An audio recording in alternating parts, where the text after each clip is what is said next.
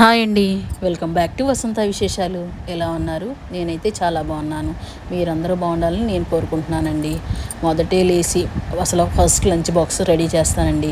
Rice పెట్టేశాను పొయ్యి మీద. నిన్న లెఫ్ట్ ఓవర్ కర్రీస్ ఉంటే ఒకసారి వెయిట్ చేశానండి, అవి మేడ్స్కి కానీ ఇచ్చేయడం కోసం. ఇంకా ముందు రోజు రాత్రే మా పిల్లల్ని ఏం కర్రీ వండాలి అనేది ముందే అడుగుతానండి. మా బాబు అయితే తనకిష్టమైన కోడిగుడ్డు పొరటు చెయ్యమ్మా అన్నాడు. వాళ్ళకి ఇష్టమైన కూరలు లంచ్ బాక్స్లో చేస్తే పిల్లలు ఇష్టంగా తింటారండి. నేను అబ్జర్వ్ చేశాను. మా పాప వెజ్ తింటుంది కాబట్టి తనకు ఒక వెజ్ కర్రీ, మా వాడి కోడిగుడ్డు పొరటు చేద్దామని నిశ్చయించుకున్నా. తను ముందు కాలేజీకి వెళ్ళిపోతాడండి. 7 o'clock కల్లా ఇంట్లోంచి బయలుదేరిపోతాడు.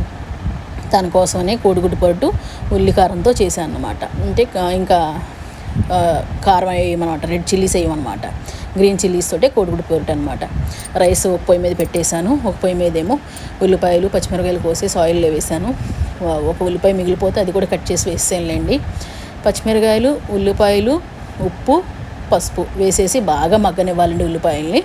ఈలోపు కోడిగుడ్డుల్ని ఒక బౌల్లో వేసేసి చక్కగా గిలకట్టుకుని ఉంచుకుంటే ప్రతి బయట కూడా సేమ్ టేస్టే వస్తుందండి. ఇలా వేసేసుకున్న తర్వాత కదపకుండా ఒక 5 నిమిషాలు ఉంచేసిన తర్వాత అప్పుడు కదుపుకోవాలండి. అప్పుడు చక్కగా ముక్కలుగా కట్ అయిపోతుంది. ఎగ్ పొట్టు చక్కగా బాగా వస్తుందన్నమాట.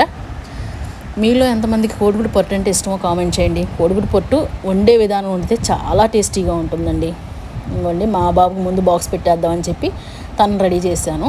పాప కొంచెం 8 o'clock వెళ్తుంది కాబట్టి తనకి ఇష్టమైన కూర తనకు వండుతాను అనమాట. తనకి ఇష్టం ఏముంటాయండి వెజ్లో దొండకాయ, బెండకాయ, వంకాయ, బీరకాయ ఇలాంటివి తండుతుందనమాట. తనకి ఇంకా తను మా బాబు వేడి అన్నమే తింటాడండి. అందుకనే కొంచెం బాగా వేడిగా ఉండే హాట్ బాక్సెసే కొంటానండి. ఇవి చాలా మధ్యాహ్నం 1 గంట దాకా వేడిగానే ఉంటాయి. తను వెళ్ళినాక కాఫీ తాగాను. ఈవినింగ్ సబ్స్క్రైబ్ చేయండి.